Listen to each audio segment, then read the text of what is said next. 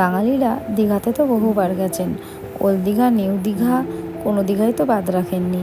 তো ওল্ড দীঘাতে যে এরকম একটা জুওলজিক্যাল একটা জায়গা আছে সেটা কি জানেন? জানেন না।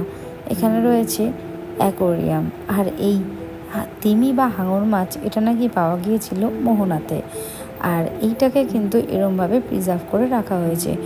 গেটে ঢুকতেই ডান দিকে এটা দেখতে পাওয়া যায়।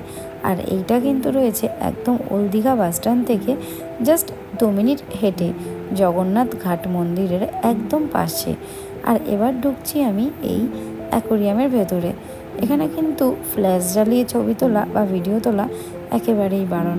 আর এখানে দেখতেই পাচ্ছেন ডক্টরের নাম দেওয়া, ডক্টর ধৃতি ব্যানার্জি। তো এনার জন্যই এই জায়গাটার অনেক উন্নতি হয়েছে। আগে দেখেছিলাম মানে ওই যখন প্রথম ছিল তখন এরকম জ্যান্ত মাছ ছিল, তারপরে জ্যান্ত মাছগুলোকে দেখেছিলাম লকডাউনের পর প্রিজার্ভ করা, আর তারপরে রিসেন্ট গিয়ে দেখলাম এরকম মাছগুলো আবার জ্যান্ত রাখা। তো ভালো লাগলে একটা লাইক কমেন্ট শেয়ার করে দেবে।